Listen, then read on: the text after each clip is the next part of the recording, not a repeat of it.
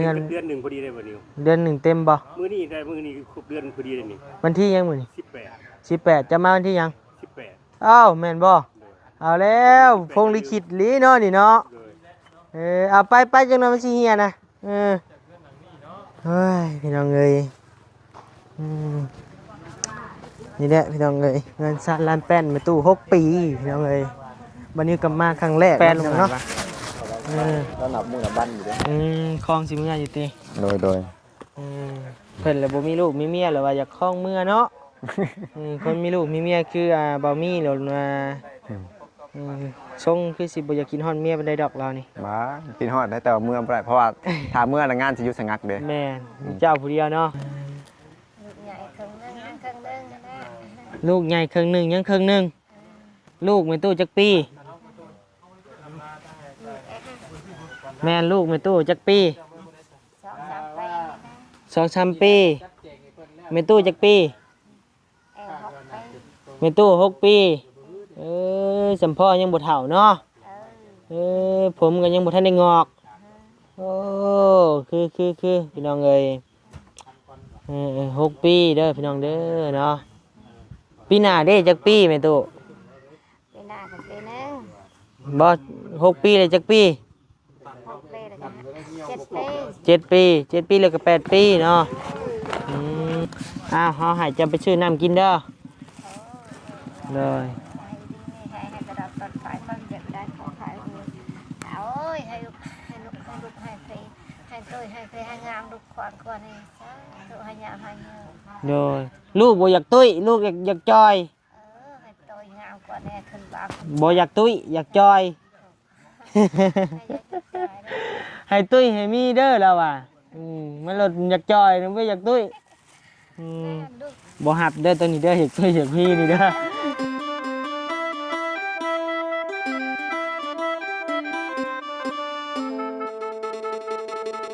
เอาเนาะพี่น้องเนาะเปิดคลิปเปิดภาพมาบาดนี้พี่น้องเลยเนาะ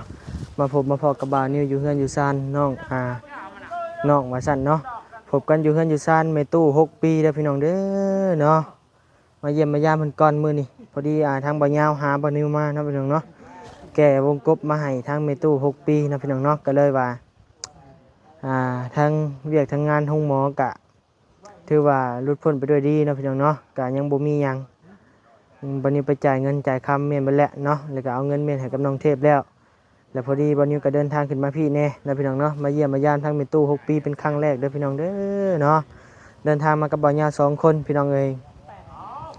ถ้าว่าทางบ่าวยาวบ่นะฮะบัดนี้ก็บ่ฮู้ว่าสิได้มาเยี่ยมมายามเราหรือบ่นะพี่น้องเนาะเพราะว่ามันไกลอยู่พี่น้องไกลพอสมควรอยู่กับบัดนี้ก็บ่มีเวียกมีงานทางนี้แน่เนาะบ่มีงบนั่นนี่แน่ก็เลยยังบ่ได้มาเยี่ยมมายามเราจักเทื่อพี่น้องเอ้ยอันนั้นก่อนอื่นนั้นบัดนี้ก็ขอกราบทักทายสบายดีพ่อแม่พี่น้องทุกคนเด้อเนาะบ่ว่าสิอยู่ฝั่งลาวฝั่งไทยและก็ต่างประเทศพี่น้องเอ้ยเนาะยินดีต้อนรับเข้าสู่ช่อง YouTube บ่าวนิว Channel เด้อพี่น้องเด้อเนาะพี่น้องเอ้ยเนาะโตเงินซานแล้วก็ได้คิดว่าสิน้อยๆเนาะแต่บ่น้อยเด้อพี่น้องเด้อบักใหญ่บักโตพี่น้องเอ้ยไปชั้นแล้วนะพี่น้องเนาะมีแต่เข้าไปเยี่ยมไปยามทางแม่ตู้เพิ่นเลยนะพี่น้องเนาะวันนี้ก็ซื้อของฝากของต้อนมาการนี้แหละเรียบร้อยมาให้สร้างนะพี่น้องเนาะนี่ก็ทางแม่ตู้เพิ่นแม่ตู้บัดนี้ไปซื้อยังเข้ามาซับพี่น้องเอ้ยมีแต่สิมอบเงินเอาเงินเอาคำแหละให้เพิ่นนะพี่น้องเนาะให้เพิ่นไปซื้ออยู่ซื้อกินซะไปพี่น้องเอ้ยเนาะโดยเข้าไปหาแม่ตู้เพิ่นพุ่นแหละพี่น้องเอ้ยโดยไป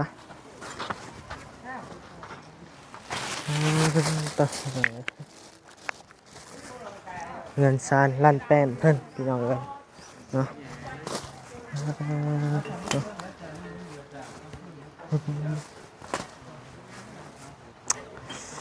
เงินซานเพิ่นพี่น้องเอ้ยถือว่าหลังใหญ่ได้พี่น้องเอ้ยเนาะบ่ได้น้อยจักดิเนาะ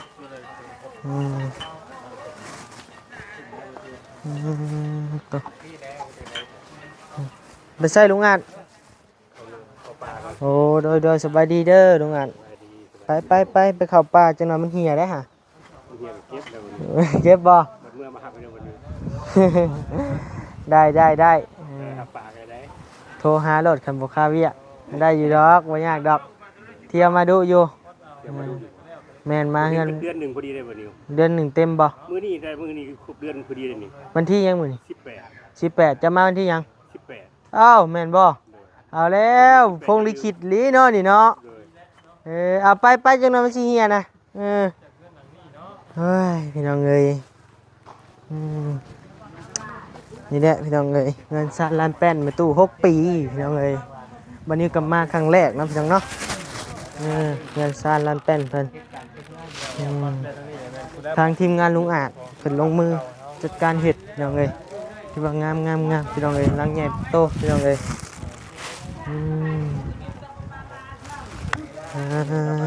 ต่อ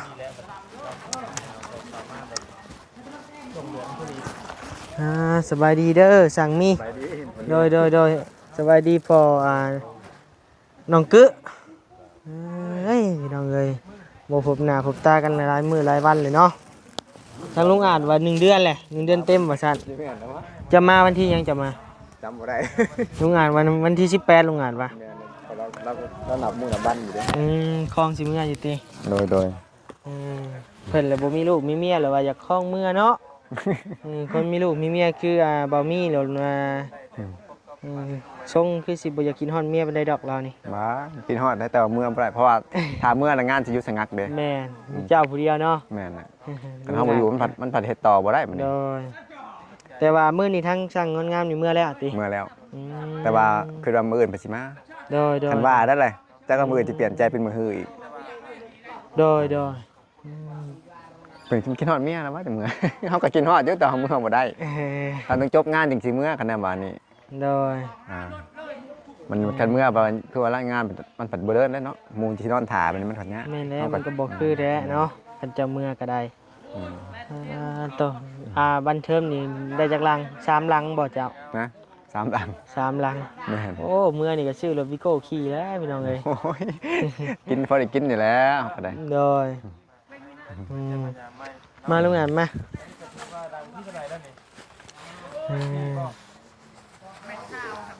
โดย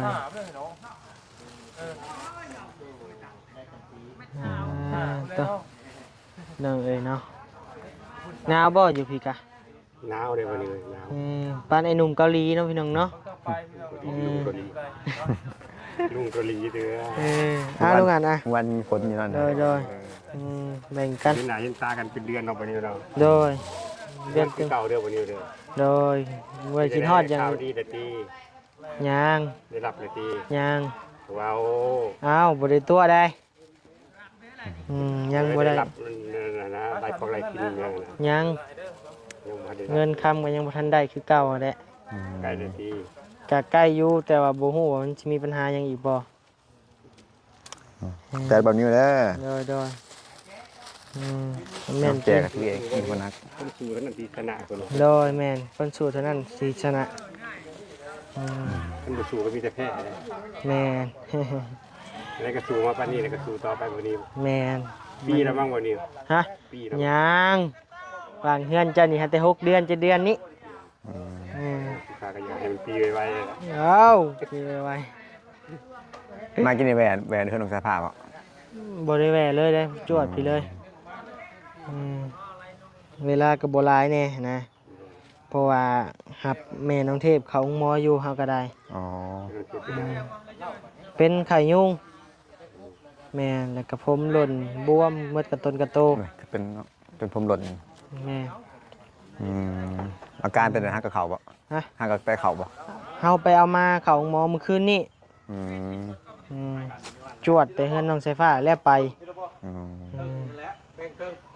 พอดีตอนนี้ก็ยังนอนอยู่หมออยู่ไข้แน่แล้ว เดี๋ยวหอนมือหมอน่ะใครอยู่เนาะ โดย ใครป้าแบบป่วยกันเองหาบ่ฮู้ว่าเป็นหยังน่ะกินยาก็บ่ถือเนาะ แม่นเพราะว่าไข่ยุงนี่มันเป็นกินยาบ่ดีนะ แม่นละ ต้องกินน้ำหลายๆไหลเลือดไหลลมออกใส่น้ำเกลือบ่อยมันเมื่อย แม่น เอาสั่นเลยเด้อเดี๋ยวขับไปเยี่ยมในตู้เพิ่นก่อน โดยเอา โดย เดี๋ยวเดียวเด้อที่แวะเวียนมาหาเด้อ โดยคิดฮอดอยู่เฮาก็ได้คิดฮอดบ่เห็นหน้ากันหลายเดือนแหละเดือนหนึ่งนะเพิ่นเนาะ เดือนหนึงพอดีแล้วบ่เด้อ โดยไฟนี่ต่อไม่ได้ใช้ลุงอ่ะ เดือนหลังนั้น โอ้ ลำบากแล้วกัน โดยโดย น้าบ่าวเพิ่นเพื่อน พอน้องกึช่อยๆใหญ่แท้น่ะ เอาออกแค่วัน เอาออกซะแล้ว เราอย่าลืม ห่วงไร เราชิมว่าผูกแบ่แล้ววะ เอาเด้อเดี๋ยวเข้าไปเยี่ยมไปตู้เพิ่นก่อน เด้อ เด้อ ครับ เด้อนะ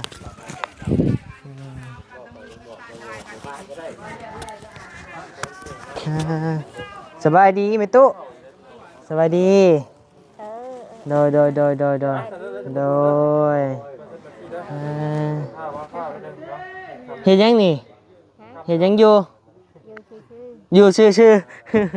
ๆ บ่ได้ไปเกี่ยวข้าวเกี่ยวน้ำบ่มื้อนี้ ๆบ่ เออ เกี่ยวขาวได้ โดยกินแล้วบ่ข้าวน้ำสามป้า กินแล้ว เออ กินข้าวกับโจแจ้แล้ว โดยดีใจบ่ได้เฮือนใหม่นี่ โอ้ดีใจ สิอยู่น้ำไผบัดนี้ โยนำลูกเช้าเขากำแล้ว อยู่น้ำลูกสาว ใช่ลูกสาวจะอยู่ไสเดี๋ยวนี้ ยังโยบันโมนี่นะ โอ้ แค่โมแค่เวทอานี่นะ โดยนั่งเด้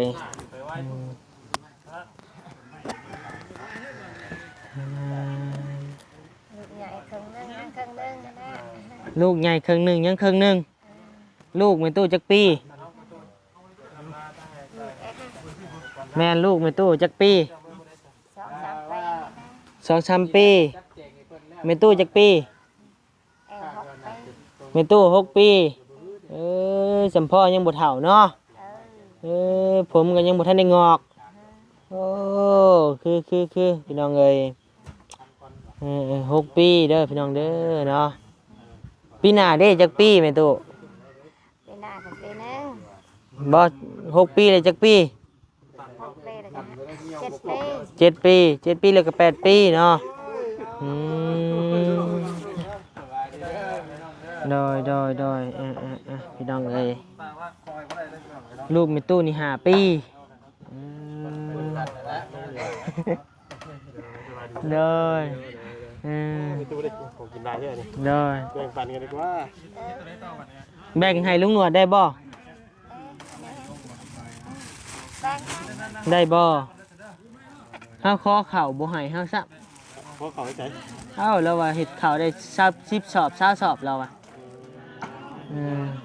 บ่ยาวขอก็บ่ให้ เขาถามว่ามีแต่ว่า2-3 บุกของกันตาวันน้องนิ้วถามอัน30 สอบว่ะ โดยสวัสดีเด้อลุงเด้อ โอ้ยสวัสดีนี่มาพี่แล้ว โดย มาจุดประสงค์มาอย่าง พาบ่ยาวมาส่งวงกบ สมกบ โดยเพิ่นหามาก็เลยว่ามานํเพิ่นโดย สมกบเนาะ โดยงามลุงหนวดคัก เนาะที่นี่แหละ โดยคิดว่าลังน้อยมันบ่น้อยเนาะ โอ้ ใหญ่เด้ นี่แหละ ใหญ่กว่าเฮือลุงอาจอีก โอ้ย 6 4 คูณ 7เนาะ มื้อแรงกินข้าวกับหยังแม่ตู้ จ้าจะไปกินยัง ได้หยังกินมื้อแรงเศษหยังกิน ฮะ เศษหยังกินมื้อแรง กินแจ้งก็ได้ กินแจ่วอันนี้เด้นี่มีนี่สิให้ไผมีนี่ โอ้กินเอาเองกินตัวนี้แหละ โดยเคยเห็นเฮาอยู่บ่ฮะ รุ่นใหม่มันจะ รุ่นไหนหาแต่เกินไหมหาแต่มาเยี่ยมเจ้าหาแต่1 ปี1 ปีโดยเมตู้5 ปีเฮา1 ปีเลยเมตู้6เนาะ6 ปีพี่น้องเอ้ยว่าพอได้หัวพี่น้องเอ้ยว่ามวนเนาะดีใจแห้งเลยเนาะได้เฮือนใหม่เนาะดีใจน้ำฮะก็ดีใจน้ำ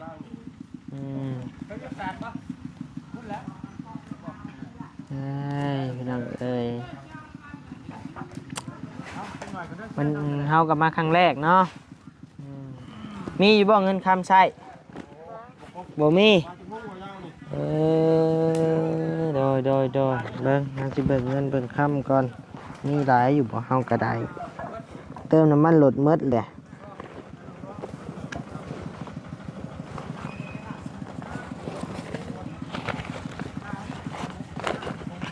อ้าวเฮาให้จะไปซื้อน้ำกินเด้อเลย ให้กระดับต้นไฟมันเก็บได้ขอขายมือเอาเอ้ยให้ลูกให้เพลให้ตัวให้เพลให้งามลูกขวานก่อนนี่ซะตัวให้ยามให้เงิน โดยลูกบ่อยากตุ้ยลูกอยากจอย ให้ตัวงามก่อนแน่ขึ้นบ้าง บ่อยากตุ้ยอยากจอย ให้ตุ้ยให้มีเด้อแล้วอ่ะมันรถอยากจอยนึกว่าอยากตุ้ยบ่หับเด้อตัวนี้เด้ออยากตุ้ยอยากพี่นี่เด้อลำรวยๆนี่หับอยู่ ให้แล้วให้รวยให้แล้วให้ โดย เป็นชาวเป็นบ้าวแล้วค่ะ โดยสาธุเด้อเนาะโดยให้ดังให้รวยกว่านี้นะ โดย ให้ สา ดังรวยละลายกว่านี้ สาธุพี่น้องเอ้ย เพื่อเองก็ลูกลูกใหญ่สอน โดย จะได้ลูกลายได้นานๆทันนี้นะ ผัวจะไปใส่ ยังน้อยโอย ผัวยังน้อยผัวจะจักปีผัวเจ้า พาไป 5 ปีเจ้า6 ปีเราอยู่ใส่ผัวเจ้า อยู่บ้านนี่แล้วจากกัน แยกกัน แยกกันอยู่บ้านขายบ้านนี้ โดยใส่เฮือนซานลานเป็ดหลังเก่าจะอยู่บนได้ อยู่บ้านนี้อยู่บ้านนี้อยู่บ้านนี้แล้วก็อยู่ต่างกัน พาไปเบิ่งในเฮือนหลังเก่าเจ้า นี่นะ ไป ระบาวนี่ พาย่างไปเนี่ยปะเกือบกับบ่ใส่แม่ตู้นี่เนาะเฮ้ยเนาะพี่น้องเอ้ย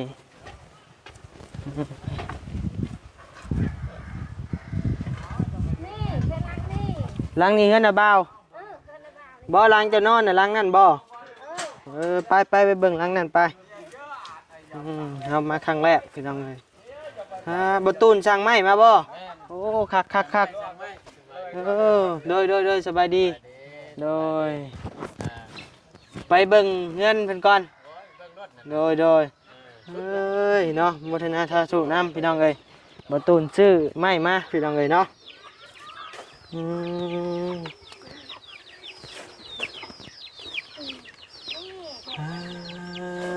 โตพี่น้องเอ้ยนอนนี่บ่โดยใช่จะนอนเนี่ยได้จะนอนน่ะ นอนไม่ได้ก็นอนไม่ได้ขวาง พี่น้องเอ้ยนี่ มันไปเชียงจาก เปิดปีสี่ชาติเงินชาลันแป้งเราได้พี่น้องเด้อนี่เนาะเงินลังเก่าเราอันนี้ถือว่ายังไข่แน่แล้วทั้งทีมงานเพิ่นมามุงมายังไห้เนาะพี่น้องเนาะตะกี้โอ้ยหกเหือเนาะตอนกี้มีผัวกันนอนนี่บ่ผัวกะไผเห็นให้เจ้าไผเห็นให้เจ้า เห็นนี่ โดย ลงแต่เฮ็ดนั่นน่ะเฮ็ดเอาเอง โอ้ สร้างเอาเอง โดยสร้างเองเลย สร้างเองนะ เอาเสือกหมัดเอาได้พี่น้องเอ้ยเว้ยแม่เล็กตะปูได้อันพวนของคาลูกแหละอยู่ใกล้กัน โดยมักพร้าวไผนี่ มะพร้าวคนในบ้านนี่ บ่เป็นของเจ้าบ่โดย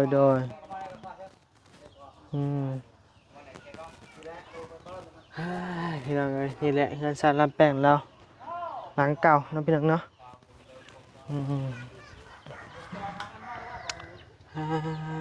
ต่อเอาเด้อมีตู้เด้อบัดนี้เฮาสิเมื่อป้าเลยเด้อสู้ๆเด้อมีลูกหลานมาเฮ็ดเฮือนเฮ็ดซ่านให้เลยกาอยู่ดีมีแห้งเด้อความเจ็บบ่ได้ความไข้บ่มีเด้อสาธุเฮือนซ่านเรามีเฮือนหลังใหม่เลยกะอยู่เฮือนหลังใหม่จังหน่อยก็ได้ดีใจแล้ว เอาเนาะทางบานิวก็ขอบบุญขอบคุณเด้อผู้รักผู้ใหญ่ใจดีที่เข้ามาสดมาซอยทั้งแม่ตู้6 ปีเพิ่นเนาะบานิวก็ขอบใจหลายๆเนาะที่พ่อแม่พี่น้องยังสงสารเมตตาแม่ตู้เพิ่นเนาะขอบใจเพิ่นอีกเทื่อนึงเนาะไปเดี๋ยวเราไปก่อนโดยเอาก็ไปรวมโกะเนี่ยกระตักกระรังเลยโอ้ป่าอยู่ตรงนี้ยังไงไม่กระชันกับชิตายเลยนี่ใช่อันนี้ใช่ประตูนโตสบายดีไม่ยังแนวขามบ่โอ้ยเนาะ เจียวมาอยู่บ่ ว่าเห็นแต่บะยาวและสืบประแดกมา คืออยู่นี่นี่ โดย ว่ามันหมูมีหมูกินหมูคักเลยกินหอดอยู่หมูคู่ไปป้าโดดโอ้เด็ดน่าอยากน่ากินนี่กินหอดแต่ว่าเนาะ เห็ดเจียวแซ่บเนาะ เอาอยู่เพิ่นบดตายนักก็จัง โด ว่าย บดนึงเดี๋ยวนึงหลอกเราหามาสุกิน แม่นโดย แซ่บเป็น เฮ้ยไม่ตู้ว่านี่ยิ้มตานะ นั่นแหละ ไปสิไปเล่นนอกกันก่อนเด้อ โดย สิเอาอันพอดีไม่ให้เพิ่นฝากเงินมาให้เนาะ โดยเป็นจังไดทางประตูนเรื่องงบเรื่องปัจจัยแม่นใช่นะ เดี๋ยวรักเลยนะตอนนี้ก็มันจะยังขาดอยู่กับไม่พาชละ โดย แล้วก็ค่าจ้างน้ำแน่ โดย ยังตัวนี้แหละกับบัวมันสิเท่าไรละบัวสิแซ่จักแผ่น โดย เพราะว่าขนาดมันก็จำเว้าหั่นแหล้ว ใหญ่เติบเนาะ คุยกันไว้6คูณ4แต่วันนี้ยืดเกินออกมาอีกก็เลย80เซนตอนนั้น โอ้ ก็งานก็ตีไป6คูณ7แล้วนะ แม่น จำที่น้องเห็นนั่นแหละ โดย คักอยู่บ่ คัก ผู้ดี งาม งามเนาะ งามทรงก็งาม ขันในเราห้องนึง โดย ห้องนึงก็ไว้มองนางดิน โอ้ใครอยู่อันห้องหนึ่งกับบ่เปลืองไม้อันนั้นปานใด โดย กับพอดีเรานอนนั่นแหละ แม่น อืม ผู้เดียวแล้วนะน้อง โดย เป็นนึงว่าเอาซับนี่แหละผู้ดีงามว่ะ พอดีงาม คำว่าใหญ่ละมันก็คือว่านะค่าใช้จ่ายแต่นี่ก็ไล่ไปเอาลักๆเลยนี่เฉพาะไม้ชุดเพชรนี่ก็เบิดไป13ล้าน โอ้ กับ8แสน โอ้รวมเบ็ดเสร็จนี่ห่วยเนาะ50-60ผู้ยักษ์นี่ ยันเหยียบคนอยู่ พาสน้องเนี่ยมันค่ำเด้อ โดย เพราะว่าถ้าสิได้ไปว่าน้องเมฆนี่ แม่น ไป งุมมืดด้วยบ่เฮ้ย ก็สินั่นแหละเลยมาเลยเด้ ทำกระเทินหน่อยสิมือใหม่ก็ได้อยู่เนาะ เนาะ จากนั้นเลยสิได้ขึ้นมาอีก มาเดี๋ยวว่าโอ้เคยเที่ยวแต่เดือนก็เกือบกี่ตัว ว่าแล้วหมู่ว่าสิยังบ่ว่าแล้ว เนาะ เนาะ เป็นยังไง ถิ่มกันเลยบ่เนาะ หมู่ว่าแล้วโอ้ยยังบ่อยากกลับมาแล้วบัดนี้ เอาเนาะอยู่ดีมีแฮงเด้อพี่น้องเด้อเนาะ ได้ไปแล้วบ่ โอ้สิไปแล้วเนาะเอาอยู่ดีมีแฮงพี่น้องเอ้ยเนาะความเจ็บบ่ได้ความไข้บ่มีปรารถนาสิ่งใดขอให้ได้สิ่งนั้นสมความมุ่งมั่นปรารถนาร่ำรวยๆนะพี่น้องเนาะโดยเอาบ๊ายบายพี่น้องเอ้ย